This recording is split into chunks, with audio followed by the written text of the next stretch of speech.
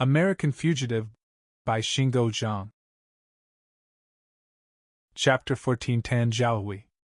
After another 20 minutes, the bus came to a stop on Dongshihu Avenue in Hankow, and Ren-Yee disembarked. This area used to be a rural area, and became a suburb recently. It had a large population of migrant residents. After a short walk, Ren-Yee stopped. Not many people were on the street, and some pedestrians walked slowly. A mamu, an electric tricycle, stopped at the curb near Ren-Yee. The driver was a middle-aged man. The man asked Ren-Yee whether he wanted a ride. Ren-Yee shook his head. Moments later, another mamu pulled over. Ren-Yee shook his head again, and walked away. He stood away from the curb and continued waiting. In Wuhan, electric tricycles were called mamu, which literally means numb in Chinese. Mamu owners carried customers around the city, like taxis did, but charged a lower fare. For some reason, the Wuhan municipal government had issued a ban on mamu a few years back, and all mamu owners lost their means of making a living. The mamu operators Ren-Yee encountered took passengers at night in remote suburbs in order to evade police. Under the streetlights, two young men in flashy clothes came over and stopped in front of Ren-Yee. "Dude, do you have any magua?" asked the tall one, who spoke in Wuhan's local dialect. Ren-Yee shook his head. He didn't know exactly what magua was, but he suspected it was some kind of drug. The short man said, "He needs it really bad. If you don't give him some magua, he will pull out a knife on you." The short man suddenly pulled the straw from Ren-Yee's cup and waved it around as if he held a knife. The tall man said, "If you don't have magua, then give me your money." Ren-Yee shook his head calmly, and started to walk away. The short man said, "I have the best ice pill. Your satisfaction is guaranteed." Ren-Yee did not speak. He kept walking. The tall man shouted, "Are you deaf? I'm talking to you." The short man said, "Bastard! Pretend to be a rich gentleman." The two hooligans left in disappointment. Ren-Yee knew he could deal with them if necessary, but he did not want to waste his time. He stopped and took out his cell phone. It was almost 9 o'clock. He walked slowly back towards the bus stop and continued waiting. In a conference room within the Wuhan Public Security Bureau, the clock on the wall told the time, 9 o'clock. Wen-Hui was hosting a meeting on the burglary case. The furniture in the meeting room was comfortable and high-end. A big table with marquetry decor sat at the center. The participants sat on matching chairs. The loss of the top-secret tape and recorder from the National Archive sent shockwaves throughout the central government. Director Peng of the National Archive flew from Beijing to Wuhan to oversee the investigation personally. Director Peng was almost 60 years old. His parents had been prominent government officials who suffered under the Red Guards during the Cultural Revolution. Perhaps because of that bad experience, Peng was cautious when he spoke, and was reticent most of the time. Director Peng sat beside Wen-Hui. Among the participants in the room were various heads of the Bureau and the National Archive. An officer in the Bureau was reporting on the call received by Guo Jing-Jun's cell phone. Wen-Hui asked, "Did you find anything in the phone records?" A man in a police uniform answered. "A person who claimed to be a friend called Guo Jing-Jun's cell phone. There was also a call from the United States to Guo Jing-Jun's phone. That's all." "Where did the call come from?" "It was a Wi-Fi call in Wangjiawen Mall." The caller hung up after 30 seconds of conversation.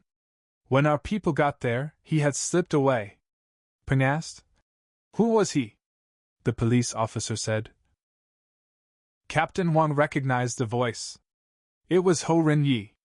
"Is that the American doctor?" "Yes." Peng turned and asked Wen-Hui. "Did he get some special training in the United States?" Wen-Hui said seriously. "That is possible." Wen-Hui pointed at a man across the table and said, "This is Director Li of the Hanyang Branch Bureau. Huayang Hotel is in his area." Peng asked. "How did Ren-Yee leave the hotel?" Director Li said. "He left through the back door." "Did he make a call from there?" "No. The hotel phone was not used, and Ho Ren-Yee's cell phone was turned off. Are you sure it was Ho Ren-Yee who escaped? We are sure. The information we got from Huayang's front desk clerk, including details about his clothes, backpack, and height, are fully consistent with what we know. Director Peng clenched his right fist and thumped the table angrily. The sound surprised everyone in the room. Peng straightened his back, tilted his head, and took a deep breath. Although he did not say a word, everyone got his message: be prepared. It will be a long night. Ho Ren-Yee stood on the sidewalk along East-West Lake Avenue. He was still waiting. He looked at the time on his cell phone. It was 9:30. Two young men got off a bus and walked over. They talked in Shishui dialect. Shishui County was to the east of Tuanfeng County. Ren-Yee had lived with relatives in Shishui County as a child. In his heart, he thanked God for delivering two fellow townsmen off the bus. He approached them and said in Shishui dialect, "You fellows sound like my townsmen." The two men stopped.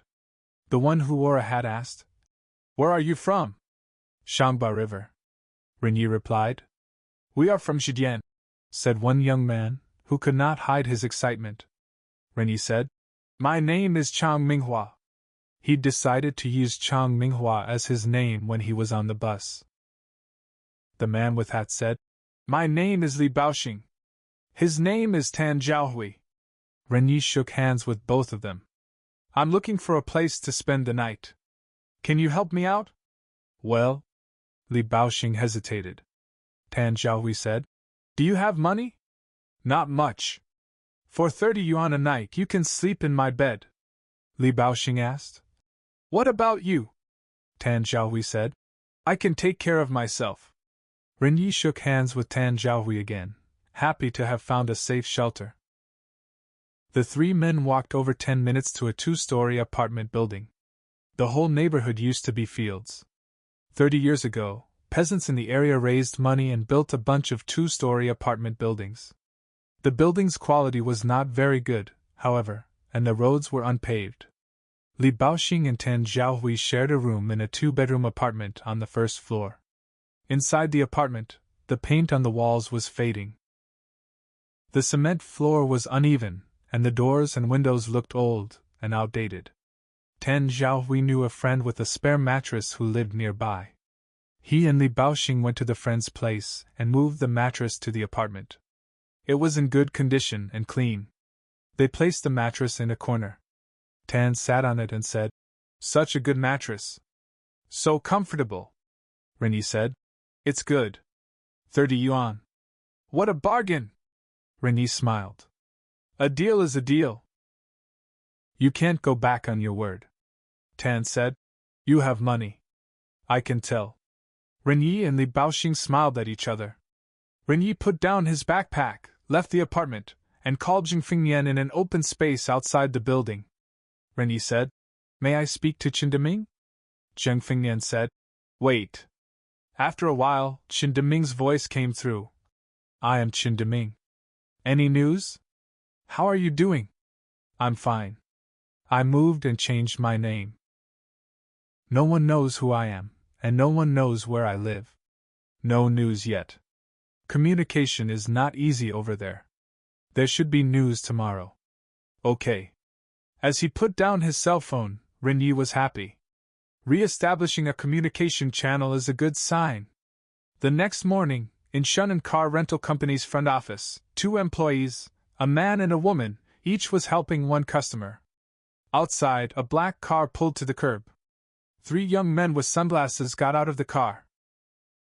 A tall one had a beige suit and blue jeans. The second man had long hair and wore a sports jacket. The third man was in a black t-shirt and carried a piece of steel rebar. The 3 walked into the office. The beige suit spoke in Wuhan dialect. "I am from the Wuhan Municipal Taxation Bureau. Shunan has committed serious tax fraud, and there is a lack of sincere commitment to make up for the missing tax payment. Your business license is revoked starting today." He exchanged looks with his partners, who had a hard time suppressing their smiles. Beige Suit was obviously proud of his ability to speak in official-sounding jargon. The male employee was puzzled. But he did not dare to neglect the three men. The manager is not here today. Can you come back in a few days? Beige suit turned to the rebar man. Shall we come again in a few days? The rebar man shook his head. Beige suit saw a poster of a Buick Park Avenue on the wall. He pointed to the poster and spoke loudly to his partners. That son of a gun is exactly what I wanted. The rebar man nodded. Turning back to the male employee, Beige suit asked, Is there a Park Avenue? The employee said, We don't have a Park Avenue. What kinds of Buicks do you have? Only Excel. Beige suit shook his head. I don't even look at cars that are under 300,000 yuan. He then put on a serious face. Shunan is shut down and going through reorganization. Go and tell every employee, go home. Those who want to make a baby, go make a baby. Those who want to play poker, go play poker. No need to come to work anymore. The three men laughed. The two customers hurried out. The male employee froze. The rebar man yelled, Aren't you happy?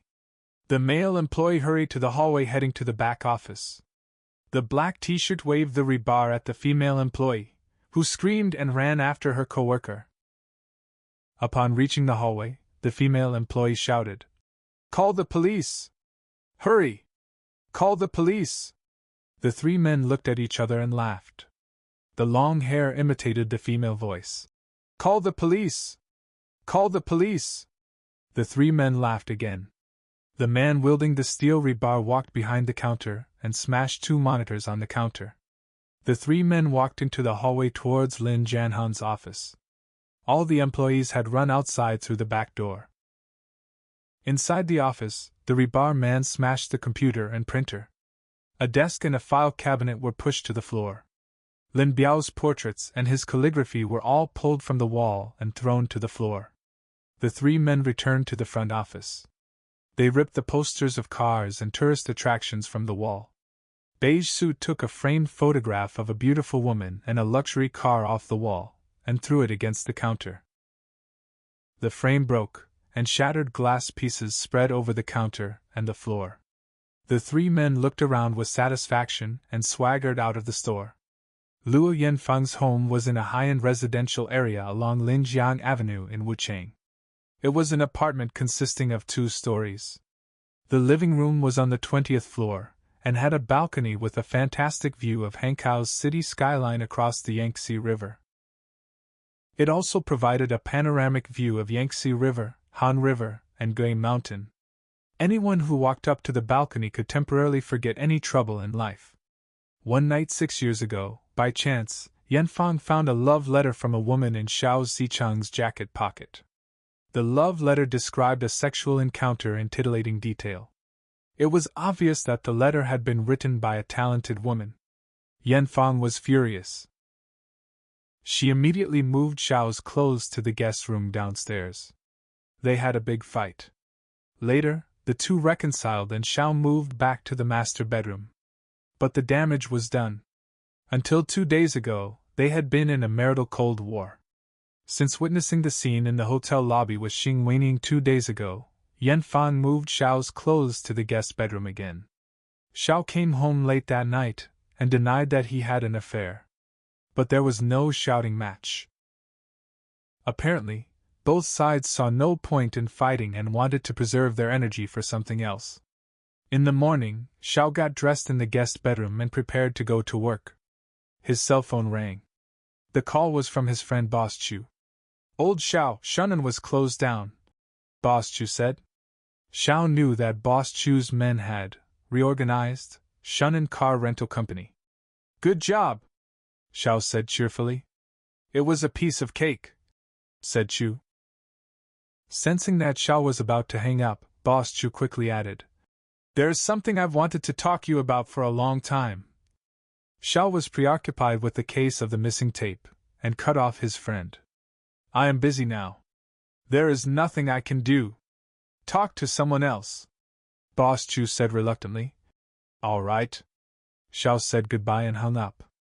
Xiao walked into the living room and saw Yanfang putting on a jacket. She was about to leave for work. He approached her and said calmly, Tonight, in Jufeng Garden, Director Lu will have a banquet for Director Peng. Yanfang said. Didn't you guys have a banquet with Director Peng yesterday? That was a simple dinner. Tonight is formal. I'm not going. I was only informing you. You don't need to go. He added. If you went, it would mean you were not detained. I could not even explain it. She didn't say anything. He said. You can no longer be involved with Ren-Yee. Otherwise, no one will be able to shield you from the law. Yanfang said nothing. Take some time off and stay at home. I beg you, for the sake of our marriage. When did you ever consider this family? She opened the door and left. Both Li Baoxing and Tan Zhao-Hui worked at a construction site. They left early in the morning. Ren-Yee left his village more than 20 years ago. Living in a primitive apartment reminded him of the village living of his youth. Alone in the apartment, Ren-Yee took out his computer. There was no need to write a bid document anymore, since Lu Wenhui was doing his best to hunt him down. He knew if he contacted Song Huimin, she would ask him to surrender to the police. Perhaps she would guarantee that he would not be hurt. But he knew that her guarantee would be empty. If he were detained, how could he contact Lin Jianhan? Even if he were later released by police, his every move would be under police surveillance. 2 days ago, I was a partner of a software company. Today I have become an enemy. It is all because of that tape. All the effort Ren-Yee had made in starting the company had gone up in smoke. He was disappointed. But he could not blame anyone. Without him, the technical guru from the US, would Song Huimin continue her efforts? He didn't know and didn't care. It was a pity that Lin Jianhan had taken the tape away and disappeared. Ren-Yee began to miss his wife, Yong-Shee, and daughter, Tsai-Hua. He wanted to make an anonymous telephone call and tell his parents he was safe. But he couldn't. He knew that his parents and his in-laws were living under police surveillance and harassment. He prayed that they were safe and healthy. After it was completely dark, Ren-Yee left the apartment, went into a restaurant, and ordered a bowl of hot dry noodles, a unique Wuhan meal. He went back to his apartment with his order in a paper container. He had been on the move constantly, evading the police, in the last few days. As he ate his dinner in the apartment, he felt safe and satisfied. After the meal, Ren-Yee went outside and called the number given by Chen Deming. Ren-Yee asked, Is there any news? Deming said, No. I don't know what happened. Ren-Yee was disappointed. But he simply said, Okay. Deming said goodbye and hung up. Ren-Yee didn't know whether Chen was telling the truth or was testing him. If Chen were caught by the police, he would be tortured. Ren-Yee decided to move slowly, and not to push Deming. Better safe than sorry. Ren-Yee called his wife and told her about his situation. Jin Yong-Shee was taken aback. Ren-Yee comforted her. The conditions here are the same as when I was a kid. You don't have to worry. Is the water sanitary? Yes. You have to be careful. Don't get sick. I know. Trust me. She asked. Do you miss me? He said. I miss you so much. I miss you too. So does Tsai-Hua. Give her a hug for me. He added. Can you call Guo Jing-Jun's wife and see how they are doing? She said. Okay. Come back soon. I have to hide and wait until the manhunt is over. If Lin Jianhan and Lin Jianyou get caught in the next 2 days, I might be able to leave. Too dangerous. I can't move now. As soon as I get to an airport, I will be caught, just like Guo Jing-Jun. You should think of a way of going to Beijing first. Then contact the U.S. consulate. I'd better wait. She gathered her thoughts, then asked, Can you leave Wuhan through a private bus? I will take a look. Xiao Zicheng attended the banquet for Director Peng alone. At the banquet, Song Huimin asked Xiao about Luo Yanfang. Xiao said Yanfang went to her parents' place to meet visiting relatives. Everyone at the banquet got the message, and no longer mentioned Luo Yanfang, as if the name, Luo Yanfang, were an embarrassment that should be avoided, or a pain that needed to be forgotten. After work, Luo Yanfang went to see her parents, and had a dinner with them. She chatted with them until 9 o'clock, and returned home. As Yanfang entered the apartment, a woman servant in her 60s asked, "Do you want something to eat? I had dinner already." "Thank you." Yanfang went upstairs. At 10 o'clock, Xiao Zichang left the banquet and went to an apartment. This was one of several apartments he owned, which even his wife knew nothing about. Xiao would occasionally go to these apartments with his lady friends. The interior of the apartment was elegantly decorated. Xiao sat on a sofa in the living room and called Zhang Yuzhen. Zhang had been sent to Luotian County 2 days ago to supervise the search for Lin Jianhan and Lin Jianyou. Xiao asked, "Made any progress?" "No." "You got any tip?" Zhang paused. Then she said in a soft tone, "I'm going back to Wuhan tomorrow. It's no use staying here. The 2 fugitives have not been captured. How can you come back?"